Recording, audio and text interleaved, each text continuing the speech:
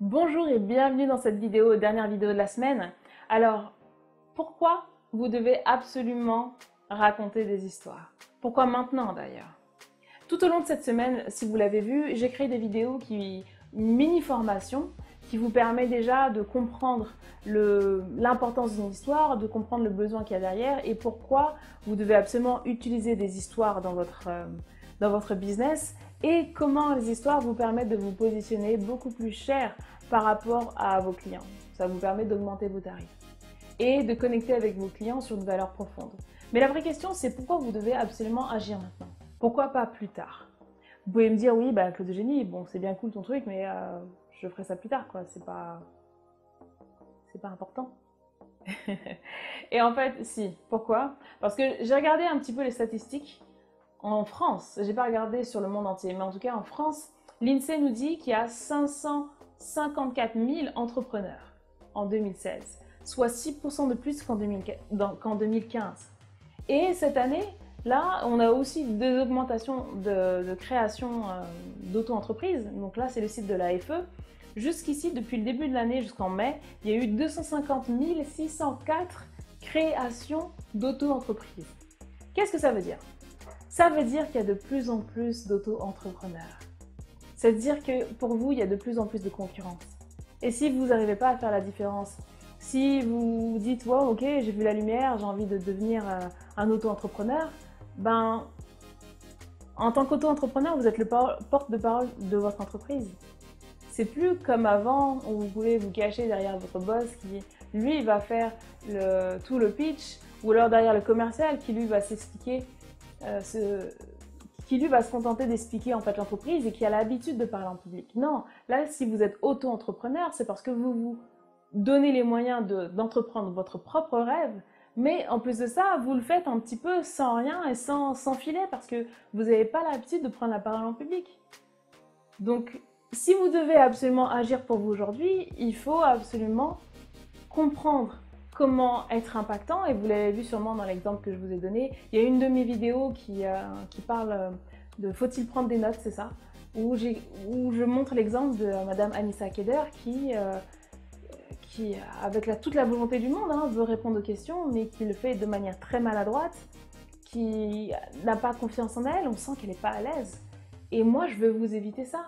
Parce que la pauvre dame, aujourd'hui, je ne sais pas ce que ça a ouvert comme porte ou si ça a fermé des portes, mais ça a détruit toute sa crédibilité. En tout cas, quand je vois les commentaires qui sont faits sur le net, je vois que ça a détruit sa crédibilité. Et moi, cette femme, j'ai bien envie de l'aider parce qu'elle a sûrement une volonté profonde d'aider et de changer le monde, en tout cas de changer sa commune, mais parce que sa communication n'est pas travaillée, parce qu'elle n'a pas les bons outils et les bonnes techniques comme vous allez les avoir dans la formation, ben non, ça marche pas. Elle n'est pas crédible, on n'a pas envie de croire en elle parce qu'elle a détruit sa manière de communiquer. Et c'est parfois ce qui arrive à certains entrepreneurs.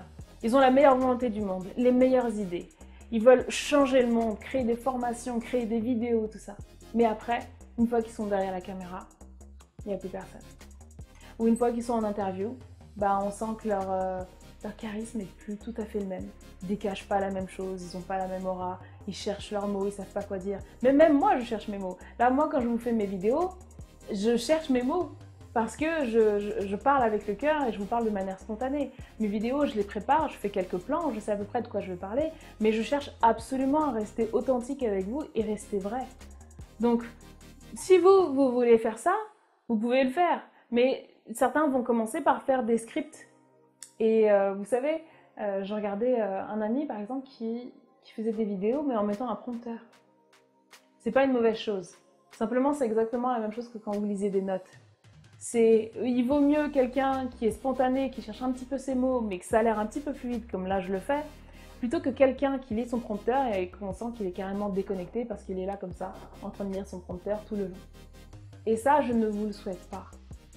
Vous êtes un professionnel. Vous êtes là parce que vous êtes en train de changer le monde. Et c'est la valeur que moi j'aime et qui me tient à cœur. Vous êtes là pour changer le monde.